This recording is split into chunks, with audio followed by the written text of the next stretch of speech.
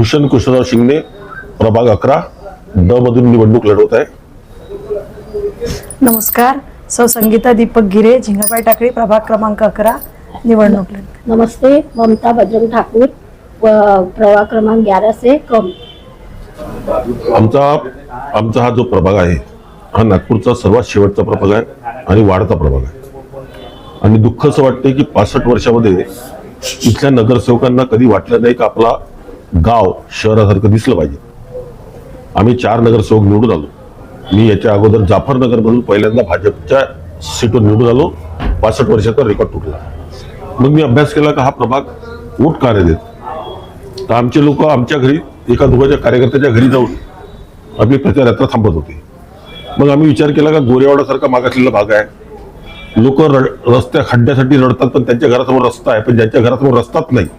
आम्ही त्याचा अभ्यास केला आणि एक मला गर्व वाटते का ज्या गोरेवाडाला मी 10 वर्षा पहिले गेलो होतो तर रस्त्यावर स्कूटर ठेवून पैदल जाणं पडलं होतं. माझी रंजनी पांडे म्हणून कार्यकर्ता तिच्या घरी.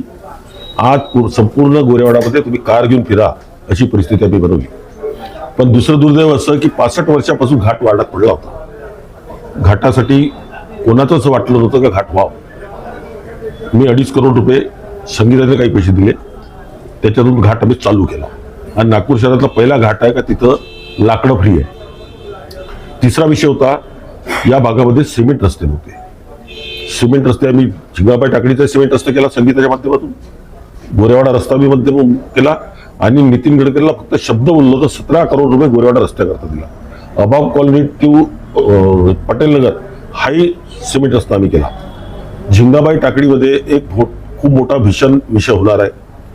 झिंगाबाई टाकडीमध्ये 600 लेआउट एका रस्त्यावर आले आणि त्या रस्त्याची लांबी फार कमी आहे. मग आम्ही विचार केला संगीत आम्ही डोळे लेआउटचा पूल बांधला. तिथे काही झोपड्या होत्या, त्यांना आम्ही त्या झोपड्या तोडून एसआरची बिल्डिंग दिली आणि तो पूल बांधला. म्हणजे आता झिंगाबाई टाकडीला 2 हे झाले. तिसरा 1,30,00,000 मी एनआयटीतून आणि बावनकुळे साहेबांनी 5 कोटी देऊन आम्ही मोनोपोल केले आणि 1,30,00,000 मी एनआयटीतून दिले आणि बाकी कॉर्पोरेशन एनआयटी या करणार होते.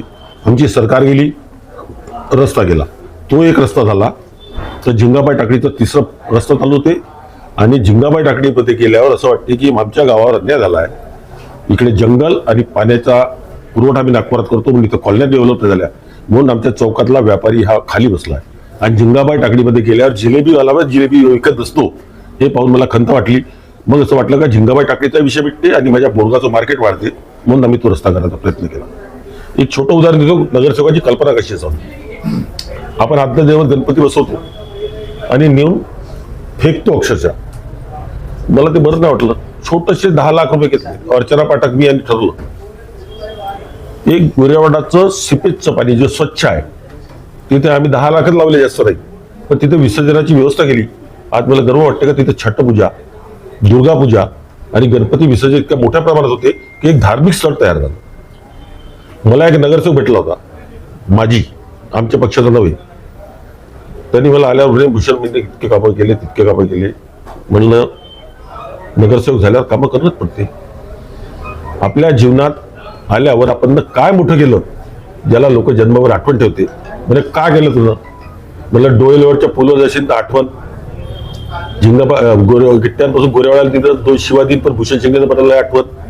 आणि माणसाचा अंत जेव्हा होते तेव्हा म्हणलं घाटावर जाते तेव्हाही 2 शिवा भूषण शिंगणेले दिन, संगीताले दिन, ममताले दिन, पण म्हणून हा यांच्या जमान्यात झालेला घाट आहे. शरमलातून चालला गेला. स्वाभाविक जनतेची मी माफी मागतो. जनतेला स्वतःच्या घरच्या समोरची नाली, बसायची खुर्ची, पण या व्यवहाराचा सर्वांगीण विकास करण्याकरता हे मोठे करणं आवश्यक आहे. आता आमच्यासमोर 2 विषय आहे. झिंगाबाई टाकडी गोरेवाडा हा रोड बनवायचा आणि आपल्याला माहित असेल रामदेव बाबाला 12 एकरचं रॉक गार्डन मंजूर आहे. पण आम्ही 2.5 वर्ष कोरोना आणि 3.5 वर्ष नगरसेवक नसल्यामुळं त्याच्यात हात टाकला नाही. कधी मोठा रक्कम लागते.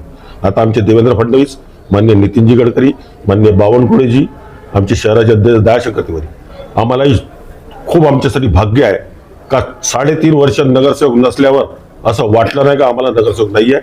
या गल्लीत तर त्या गल्लीत आमचे कामं चालू आहे.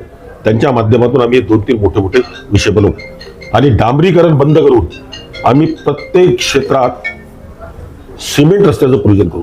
सिमेंट रस्ता एक वेळा झाला तर निदान तो 20 वर्ष खराब होत नाही. डांबर एका बरसातीतून दुसऱ्या बरसातीत गड्डा पडते. झिंगाबाई टाकडीमध्ये संगीताने फार चांगले केलं आहे. कमी झालं पण जिथे तिथे सिमेंट रस्ते गेल्यावर रस्त्याची लांबी रुंदी पण मोठी होते आणि दिसायला फार सुंदर दिसते. या क्षेत्रात निवडून आल्यावर 20 ते 30 रुपये रेट होते. आज या क्षेत्राचे 3,500 रुपये रेट झाले. याचा मला गर्व आहे. मला प्रभाग क्रमांक 11 मधनं परत भारतीय जनता पक्षाने उमेदवारी दिली. ही माझी तिसरी संधी आहे आणि या संधीसाठी सर्वप्रथम मी आपल्या नेत्यांचं खूप खूप मनापासून आभार मानते की त्यांनी जो माझ्यावर विश्वास टाकला त्या विश्वासाचं मी नक्कीच सोनं करेन. माझ्या प्रभागात मला सर्वात सुरुवातीला जेव्हा उमेदवारी दिली तेव्हा 2012ला उमेदवारी दिली. म्हणजे मी कुठल्याही पक्षाची नेतृत्व न करता भाजपमध्ये गेल्यानंतर एक साधारण मला कुठल्याही मोठ्या नेत्याचा माझ्यावर हात नव्हता किंवा साथ नव्हता, परंतु माझ्या कामाची ओळख पाहून त्यांनी मला उमेदवारी दिली आणि जनतेने तेवढ्याच भरभरीने तेवढ्याच मताधिक्याने मला निवडून सुद्धा दिलं. पण त्यांचं एक ऋण माझ्यावर होतं म्हणून मी प्रभागात सर्वत्र म्हणजे विकास करण्याचा प्रयत्न केला. मी असं म्हणणार नाही की 100% विकास झाला, पण 80% विकास करण्यास मला त्याच्यात यश आलं आणि मला त्यावेळेस आमचे आमदार माननीय सुधाकररावजी देशमुख यांची साथ मिळाली. त्याच्यामुळे माझा प्रभाग हा अगदी माती होता. पूर्ण सर्वत्र जवळजवळ 400 लेआउट झिंगाबाई टाकळीचे. त्याच्यामध्ये आउटर भागाचा लेआउट सर्वत्र खडीकरण, गडर लाईन, विद्युत पोल आणि टँकरवर डिपेंड प्रभाग होता. टँकरनी पाणी यायचं. तर मला ते सर्वात प्रथम म्हणजे त्या 5 वर्षामध्ये मला टँकर मुक्त प्रभाग करण्याची संधी मिळाली. त्याचबरोबर खडीकरण सुद्धा झाले, डांबरीकरण सुद्धा झाले.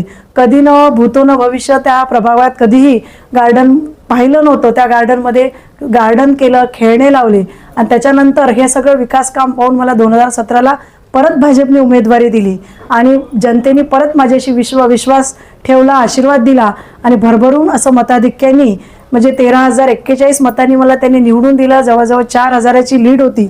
कारण त्यांचा विश्वास होता की आता जो प्रभाग हातात आलेला आहे आणि विकास झालेला आहे तर हा विकास निरंतर व्हावा. म्हणून सोबतच गोरेवाडा सुद्धा जुळला.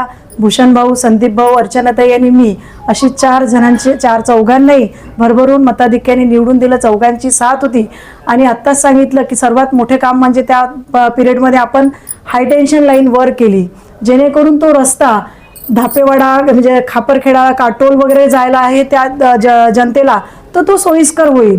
त्याचप्रमाणे गोरेवाडा टाकी ही म्हणजे टाकी महत्त्वाची होती. सभागृहामध्ये माझ्यासोबत भूषण भाऊ होते 2012ला. तर आम्ही तो विषय उचलला आणि टाकी केली आणि नळाद्वारे पाणी मिळालं. त्याच्यानंतर मी सर्वात मोठं म्हणजे एक हॉल बनवला आहे, योगा हॉल. त्याच्यात नियमित योगासन होत असतात. आता माझी एक इच्छा आहे की तिथे ई-लायब्ररी करावी आणि ते स्वप्न मी या कार्यकाळामध्ये पूर्ण करेन. त्याचबरोबर महिलांना आदर्श म्हणून पाहिजे तर अहिल्याबाई होळकर यांचं एक भिंतीचित्र आम्ही त्याच हॉलमध्ये तयार केलं.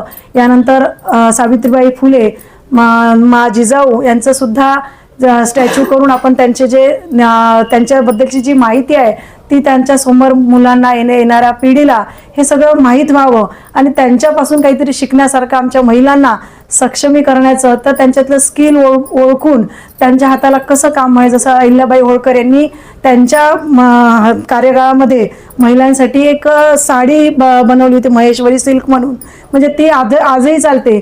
अशातलं त्यांना पाहून महिलांना काय शिकवता येईल ती नक्कीच यावर्षी जी संधी मला मिळाली तर मी माझ्या महिलांसाठी नक्कीच करेल. आणि जसं नागपूर शहर हे स्मार्ट शहर करतात आहे आमचे नेते माननीय नितीनजी गडकरी, माननीय देवेंद्रजी फडणवीस, माननीय बावनकुळे साहेब, आमच्या शहराचे अध्यक्ष दयाशंकरजी तिवारी. तर मला असं वाटतं की माझा प्रभाग सुद्धा स्मार्ट झाला पाहिजे आणि प्रभाग स्मार्ट करून क्रमांक 1 वर आला पाहिजे. अशी आम्ही 4घे जण एक साथ सोबत फिरून निवडून येऊन चांगला प्रभाग स्मार्ट करण्याचा प्रयत्न करू.